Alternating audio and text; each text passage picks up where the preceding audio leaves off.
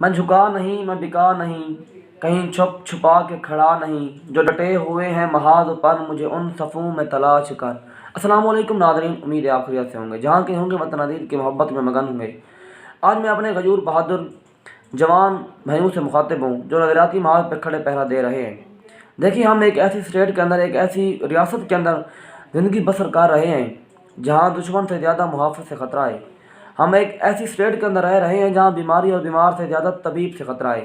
ہم ایک ایسے ملک میں رہ رہے ہیں جہاں مجرم سے زیادہ منصف سے خطرہ ہے۔ دیکھیں، لوگ سمجھتے ہیں کہ ان کو مجرم سے نفرت ہے۔ ہمیں مجرم سے نفرت نہیں ہے، ہمیں اس جرم سے نفرت ہے۔ اس جرم کا ارتکاب مجرم جو بھی ٹھہرایا جائے گا، ہم انشاءاللہ اس کے خلاف اعلان جنگ کریں گے۔